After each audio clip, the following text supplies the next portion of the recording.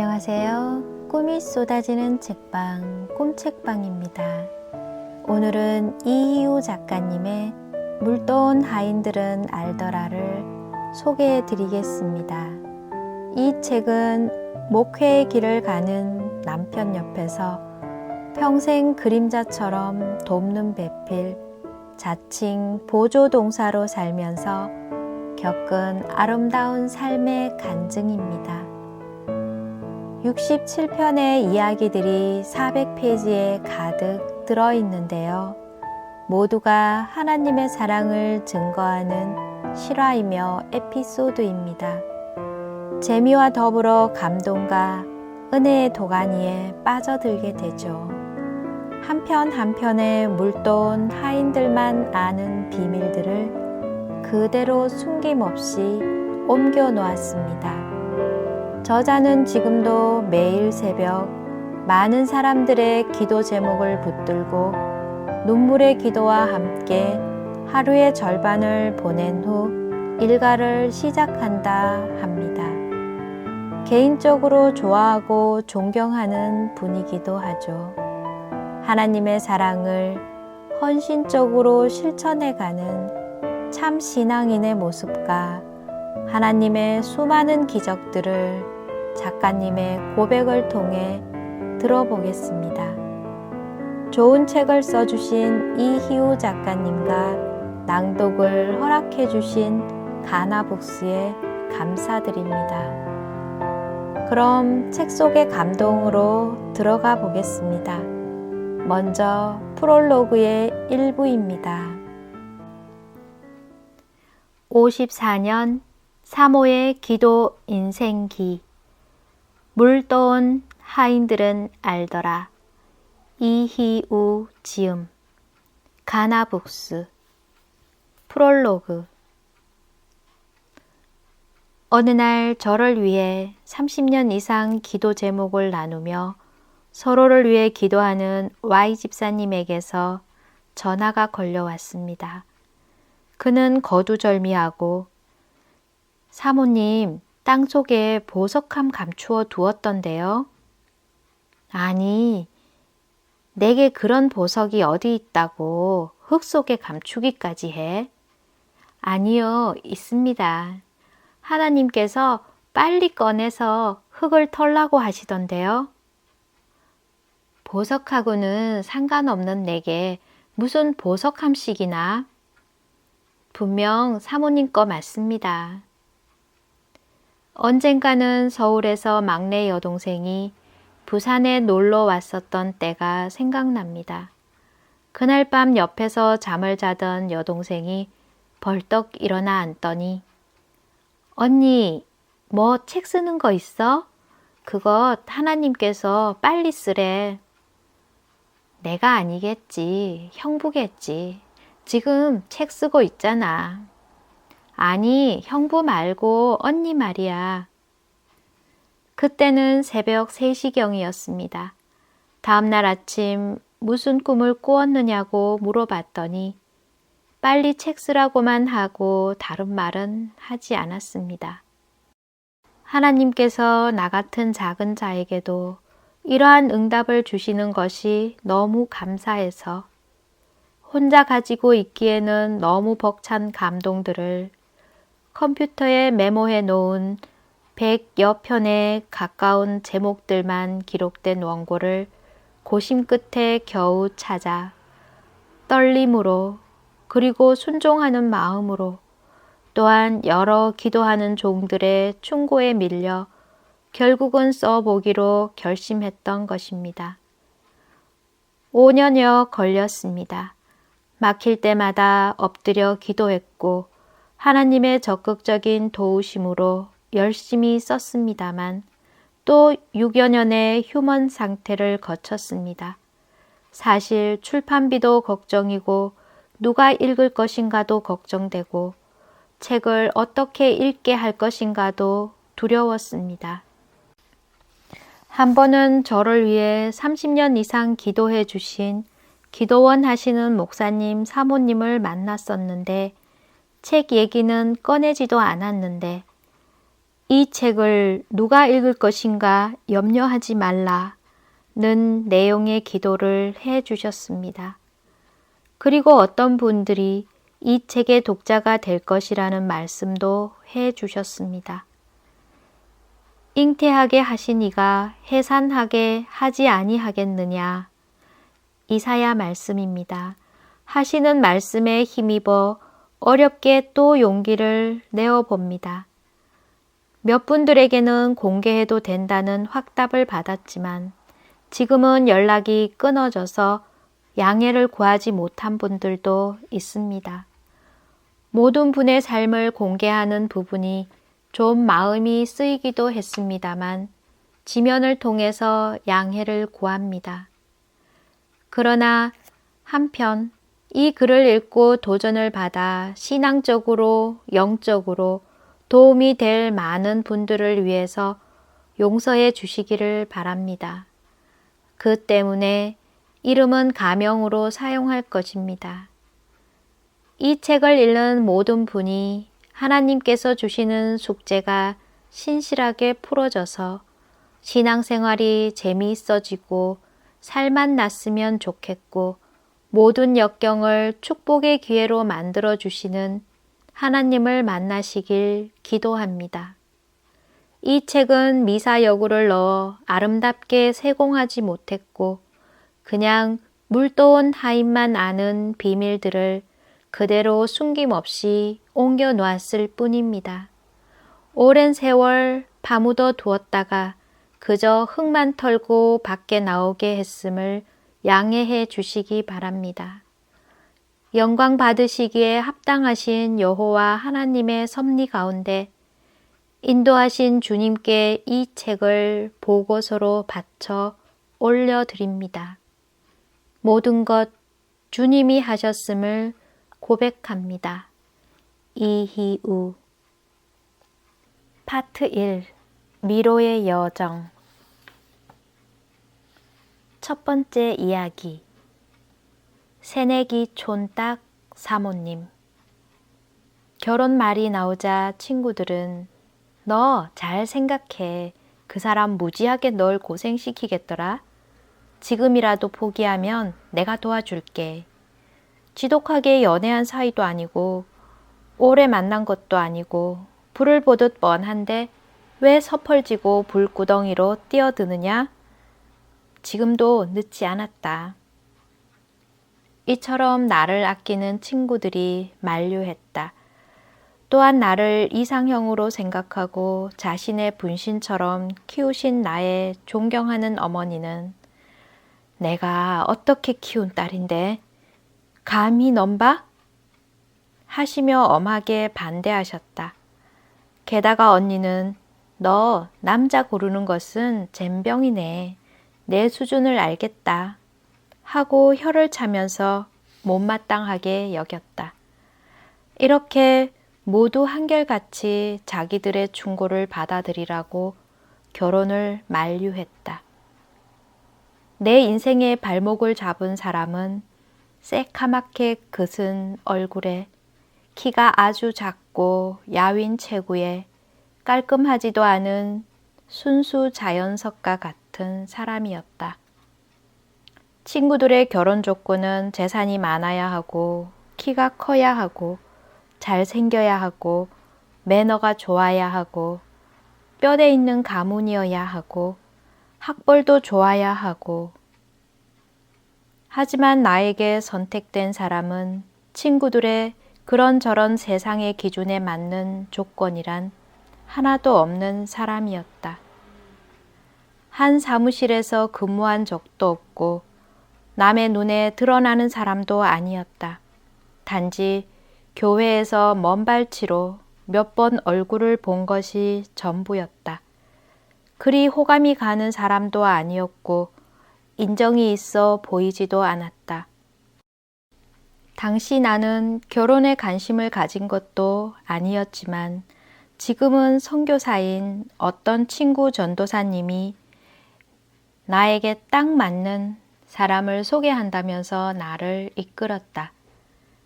나의 결혼에 대한 꿈은 어슴푸레한 먼 나라의 일 같았다.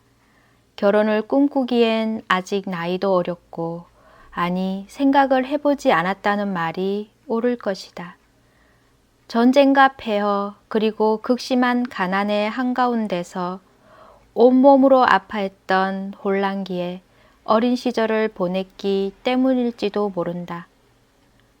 옷에 묻은 먼지를 털듯이 털어버리고 싶을 정도로 당혹스러웠다. 전혀 준비되어 있지 않는 상태였다. 결혼은 무슨 결혼? 하면서 소개한 전도사님을 힐책했다. 결혼에 대한 소원을 가진 적도 없었고 하나님께 기도를 드려본 적도 없었기 때문이다. 하나님께서 진정 나를 이 낯선 미로의 땅으로 끌어들이실 작정이신가 생각할수록 두렵고 떨렸다. 일부 생략하고 뒷부분입니다. 1964년 5월 15일 화요일 연산동에 있는 분이엘 교회에서 박성기 목사님의 주례로 조촐한 결혼식을 올렸다.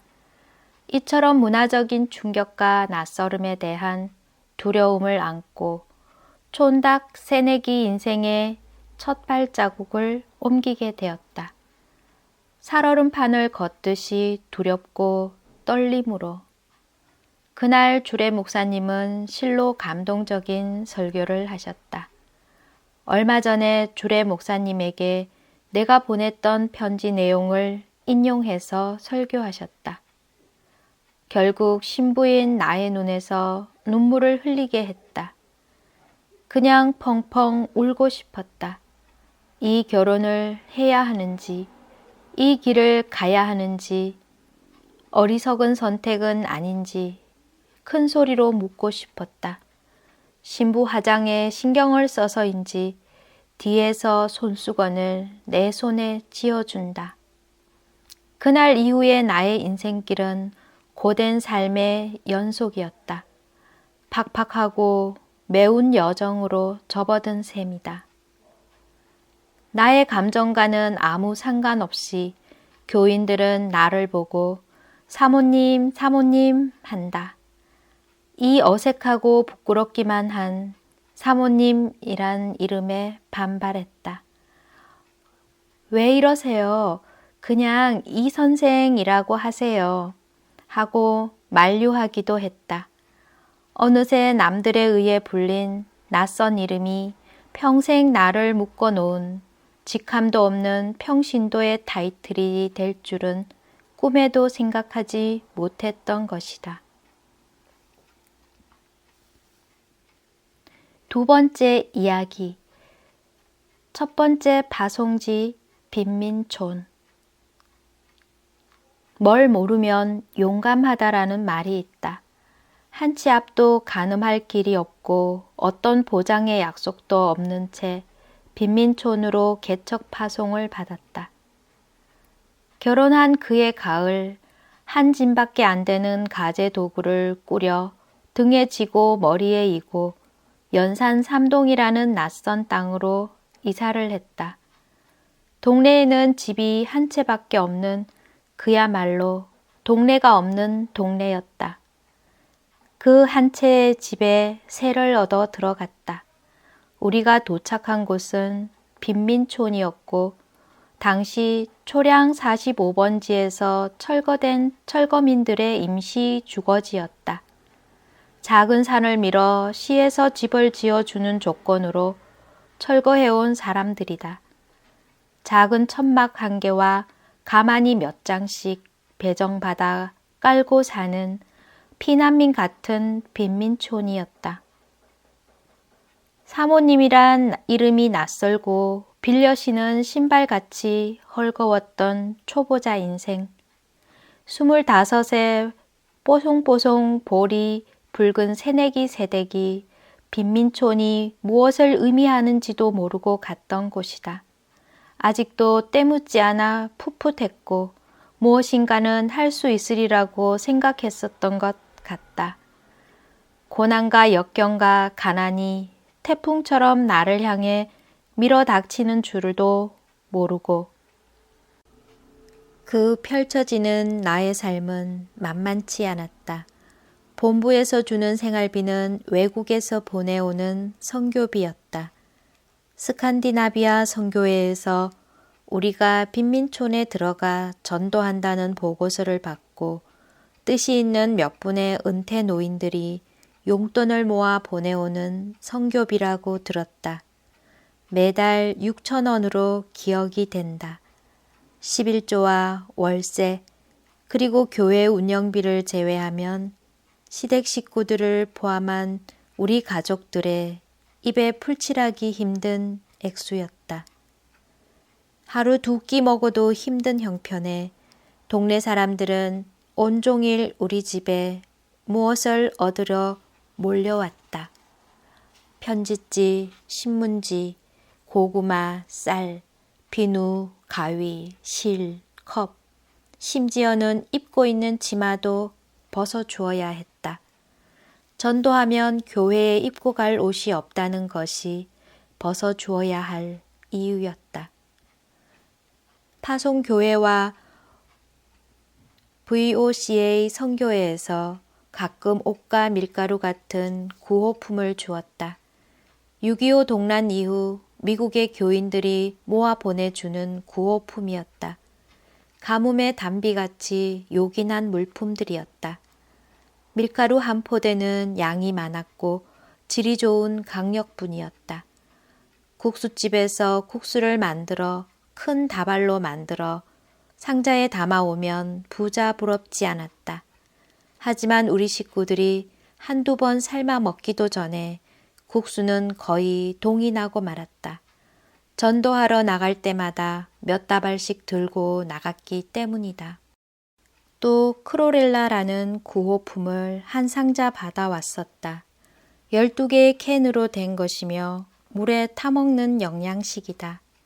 전쟁 후에 영양실조를 보충하기 위해서 만들어진 아주 맛있는 가루식품이다.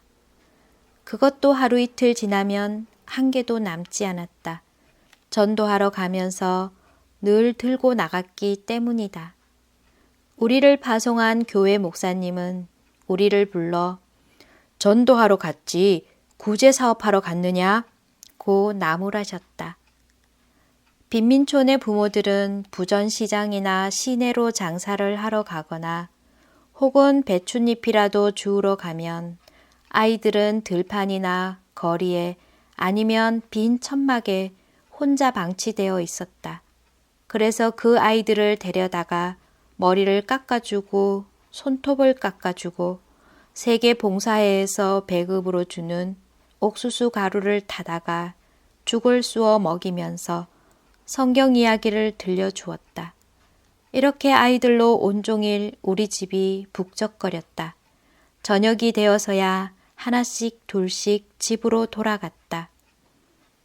방에서 시작한 무릎 주일 학교는 얼마 되지 않아 100여 명이 넘어섰다. 동네 부모들도 일하러 가면서 안심하고 갈 수 있다고 기뻐하면서 아이들을 데리고 와서 아예 맡기고 가기도 했다. 살림집 앞에 새마을 기도소라는 교회 간판을 걸고 시작한 개척교회였다. 한 주간 동안 전도해서 본 교회로 데리고 다니면서 신자들의 신앙을 키워갔다. 그때는 노선버스도 없고 차도 없는 시절이었다. 그냥 비바람을 맞으며 걸어 다녔다. 그해 겨울에는 아이들과 열심히 성탄 준비를 했다. 첫 번째 성탄절은 평생 잊을 수 없는 추억의 성탄절이기도 했다. 교회의 존재를 널리 알리는 마을 축제가 되기를 기대하면서 본 교회에서 임시 파송받은 한두 명의 주일학교 교사들의 도움을 받으며 준비했다. 그러나 정상적인 무대 의상은 준비할 수가 없었다. 고민 끝에 생각해낸 것이 문창호지 발레복이었다. 문창호지로 발레복을 만들어 입혔다. 또 가까이 있는 공장 쌍미 회사에서 버리는 짜투리 천 조각으로 무대 옷을 만들어 입혔다. 아이들은 즐거워했고 주변 사람들은 좋은 아이디어라고 응원해 주었다. 어렵사리 준비했던 터라 여러 군데 발표 공연을 해달라는 요청을 받기도 했다. 양정에 있는 율락여성재활센터에서도 우리를 초청했다. 성탄 공연을 부탁받고 아이들과 그곳을 방문해서 공연을 준비하다가 나는 쓰러지고 말았다. 많은 아이를 챙겨 먹이느라 정작 나는 먹지도 못했고 피곤은 극에 달했기 때문이었다. 빈혈과 영양실조로 기운이 소진해서 정신을 잃고 말았던 것이다. 병원에 실려간 내게 의사는 항송하게도 이러다가 순교하겠습니다. 라고 하면서 병원비도 받지 않았다. 양정에 있는 그 병원의 원장 부부는 신앙이 독실하신 분들이었고 그 후에도 우리의 사역에 많은 도움을 주신 분들이셨다. 전도에서 믿기로 작정한 사람이라면 사인 하나만 들려보내면 무료로 치료해 주겠다는 약속도 하셨고 실제로 그렇게 치료해 주셨다. 이 지면의 책을 통해서 사역에 도움을 주신 분들에게 너무 오랜 세월이 흘렀지만 늦게나마 감사의 마음을 전하고 싶다. 나는 1년 후 임신했지만 영양실조로 유산을 했고 2년 만에 임신했지만 임신 중에 빈혈로 여러 번 쓰러졌다. 굶는 날이 더 많았기 때문이었다. 그 무렵 초등학교 교사인 Y 집사님이 교회 옆에 땅을 사서 집을 짓고 이사를 오게 되었다. 가난한 개척교회로서는 참으로 천군만마를 얻은 듯 했다. 좋은 일꾼을 보내주신 하나님께 감사했다. 교회의 기둥이 되어 달라는 기도를 드렸다. 그리고 대연동에 있는 동명목재를 다니는 믿음 좋은 신혼부부가 또 이사를 왔다. 나이도 비슷했고 첫 아이 약속이라도 한 듯 예정일도 같은 4월이었다. Y 집사님 부인인 P 집사님과 대연동에서 이사온 J 집사님 부인인 K 집사님과는 각별한 사이가 되었다. 집에도 늘 오고 가고 특히 양정까지 걸어가는 시장길에 늘 동행했다. P 집사님은 이미 딸이 2명 있었고 우리 3명은 다 임신 중이었다. 어느 날 해그름 무렵 K 집사님의 이웃 사람들로부터 급한 전가를 받았다. 사정이 생긴 것 같다고 빨리 가보라는 것이다. 거기도 임신 9개월 해산딸이고 나도 임신 9개월 해산딸이었다. 달려가 보았더니 밤이 이미 되었지만 집에는 불이 켜져 있지 않고 깜깜했다. 덩그러니 큰 집에 유리로 된 거실문들이 여러 개로 겹쳐져 있어 그날따라 휑하니 스산하기까지 했다. 희미한 달빛으로 보이는 미닫이 유리문을 열고 마루를 통과해서 안방으로 들어갔다. 거기에는 아무도 없이 해산달이 다 된 임산부가 혼자 의식불명 상태로 쓰러져 있는 것이다. 이 상황에 같은 나이 또래의 젊은 임산부였던 내가 무엇을 할 수 있단 말인가. 응급조치도 할 줄 모르고 그냥 임산부를 흔들고 깨우다가 붙들고 기도를 했던 것 같다. 그 후로는 나도 어찌 되었는지 모른다. 잠시 후 이웃 사람들의 소동이 벌어진 모양이었다. 동네 사람들 여러 명이 몰려오는 발소리가 아주 멀리서 들렸다. 교회에서 집사님들이 뛰어오고 상황이 급박하게 돌아가는 소리를 들을 수 있었다. 얼마 후 사람들이 나에게 물바가지를 뒤집어 씌우고 뺨을 때리는 등 소동이 벌어졌다. 임산부 2사람이 나란히 누워서 죽었다. 하면서 떠드는 소리가 아주 작게 들렸다. 사람의 말소리는 들리는데 몸은 움직일 수가 없었다.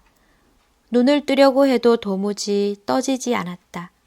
물바가지를 뒤집어 쓰고 뺨을 여러 번 맞고 나서야 겨우 정신이 들고 눈이 희미하게 보이기 시작했다.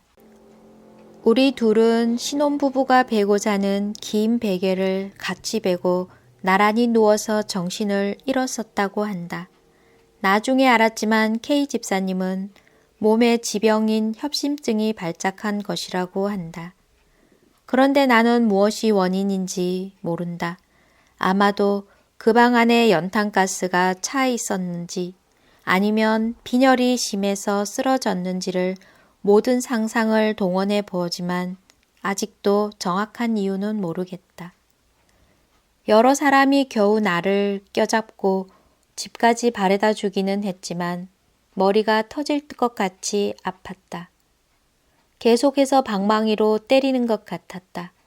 K 집사님은 병원에 가서 치료를 받았지만 나는 형편인지라 병원으로 못 가고 집으로 돌아왔다.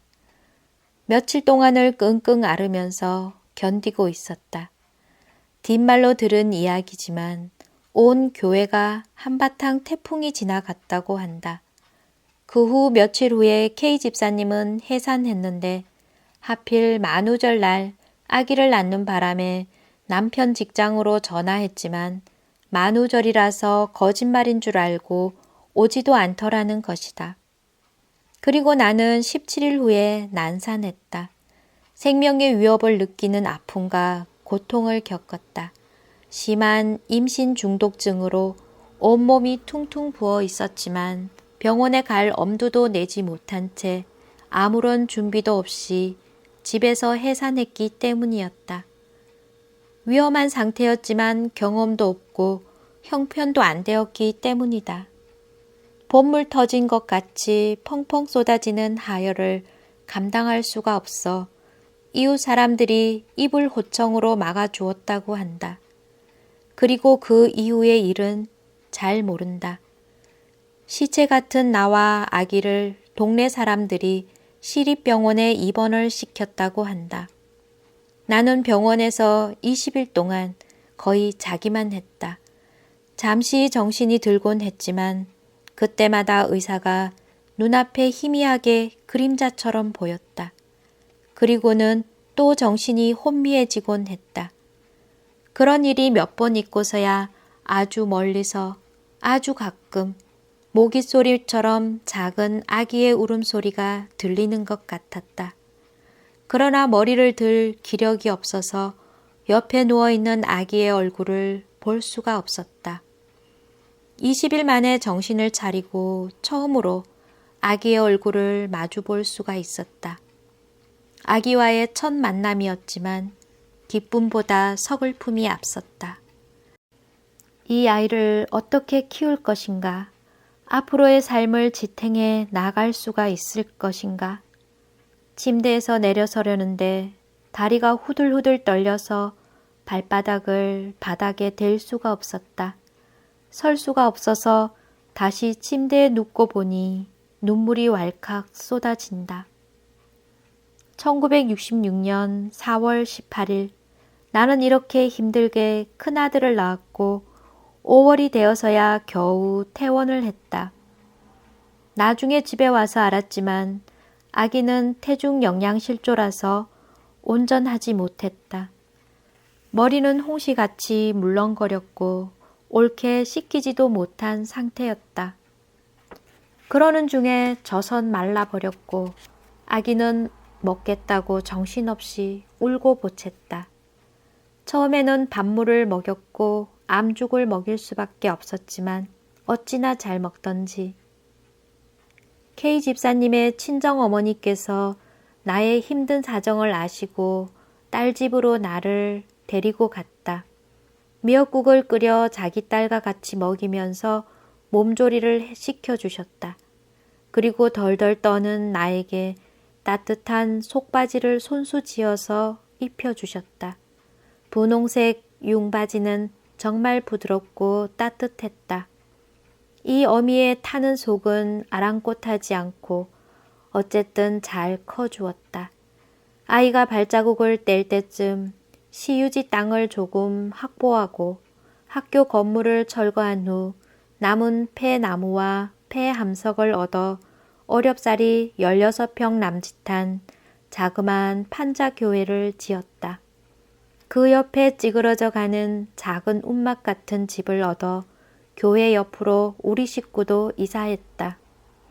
비가 줄줄 새는 집이었다. 비 오는 날이면 세숫대야 대접, 깡통들을 줄줄 방바닥에 늘어놔야 했다. 밤에 비가 오는 날이면 빗방울 떨어지는 소리와 축축한 분위기에서 수없이 잠을 설치곤 했다.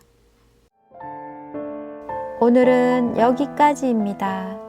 25살 어린 사모님의 인생은 첫 번째 파송지인 빈민촌에서 거짓말 같은 현실들이 펼쳐지며 시작됩니다. 다음에 다시 소개해 드리겠습니다. 영상이 마음에 드시면 구독, 좋아요 잊지 마세요. 항상 큰 용기가 됩니다. 감사합니다. 사랑합니다. 축복합니다.